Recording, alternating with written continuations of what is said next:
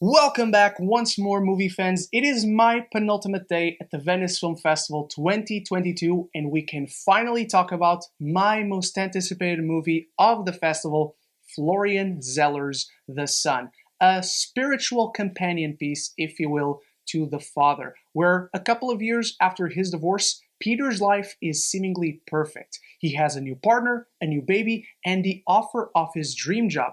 But his teenage son Nicholas, who no longer feels he can stay with his mother, asks to move in with Peter, forcing the now distant father to reach out for the past in order to correct his mistakes, losing sight of how to hold on to Nicholas in the present. One of the best qualities of Florian Zeller as a storyteller is that he just throws you right into the epicenter of the drama. You immediately feel immersed and like you're a part of this family who is struggling with a devastating mental illness that they don't necessarily understand, nor do they comprehend what caused it. The Son, to me, was a deeply personal experience. It's not that often that you find characters or a story that so accurately and honestly portrays something you're so familiar with on screen. I was constantly trying to hold back tears throughout this film. Now, for reference, I'm a huge fan of The Father and the unique and honestly frightening perspective with which it presents dementia and Alzheimer's on screen. And I lived with a grandparent who suffered from dementia. The Son, however, is an entirely different beast because it's about depression. And that's something I directly am affected by. So before I go any deeper into this review, just understand that this is a very personal experience for me, not only in what it's talking about, but also how it's talking about it, how it's portraying it on screen.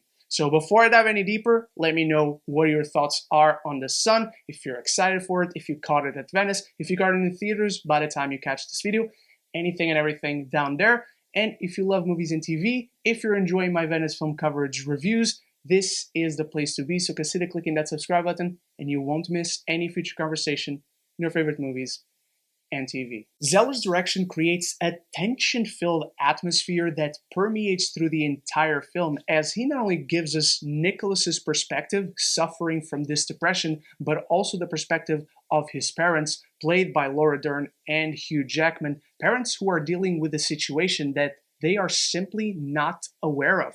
And we get to see that to a very intimate level and an almost uncomfortable one. It is a gut-wrenchingly honest portrayal of parental struggles on screen, as we see a mother and a father completely devoted to their son, willing to trust him, but feeling utterly lost when it comes to helping him deal with such a destructive disease. And the film begins connecting all these story threads with a rich theme on generational trauma that is primarily delivered through Hugh Jackman's character and his absolutely sublime performance. Do not get me wrong, everyone does a sensational job in here. Vanessa Kirby is kind of dealt a thankless role, but half of the scenes in this film wouldn't be as good without her in them. Laura Dern, she is always a treasure, and newcomer Zan McGrath, who I've personally never seen in anything before, is impressive to watch in a role that can easily become too much or too little, but he perfectly rides that line with great nuance in one of the most accurate portrayals of depression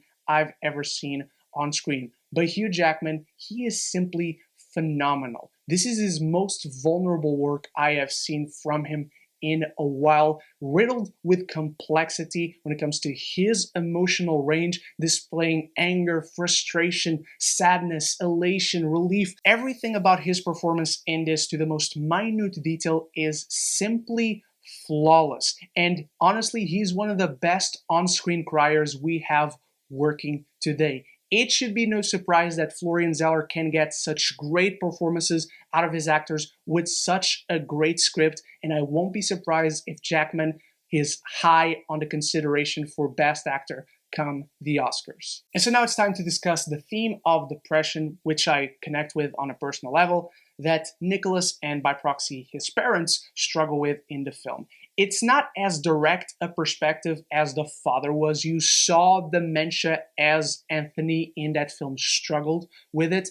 This isn't just about how Nicholas suffers from depression, how that affects him and his daily life. It's about how his parents may have caused it and about how they struggle with it, how they feel utterly impotent when it comes to helping their son. It absolutely corrodes every member of this family. None of them go through this unscathed. This film puts these characters and you as an audience member through the emotional ringer, leaving you absolutely devastating in how accurate a portrayal it is. Not just about depression, but about parenting, about being a teenager. The dialogues feel so real and authentic. You feel like you're present in there with these characters due to its constant sense of authenticity in the direction, in the cinematography, in the writing, the atmosphere it creates, the performances. Everything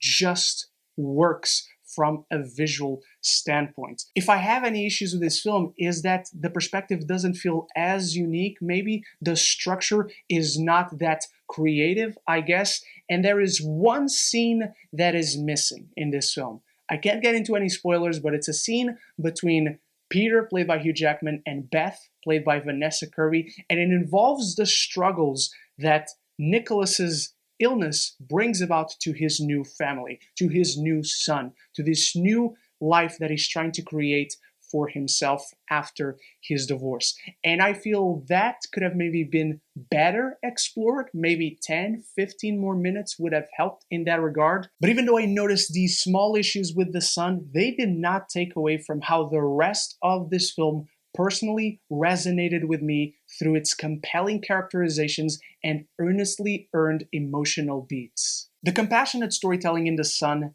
deeply affected me, with its intimate, tension-filled direction and sublime performances, as Hugh Jackman delivers his most vulnerable work since Logan. This is a layered tale on the corrosiveness of depression, generational trauma, and parental struggles, and one of the most compelling watches of 2022. I'm giving The Son an A-. And that is my Venice Film Festival review of The Son. This one did not disappoint. I slightly prefer The Father, however, but let me know what you make of it in the comments below whenever you find this video. If you caught it at the festival or in the cinema, how much did you cry with this one? Anything and everything down there. Thank you so much for watching. Still more Venice Film Festival reviews to come. And thank you to my channel members for always supporting this channel. So until the next one, love each other and love the movies.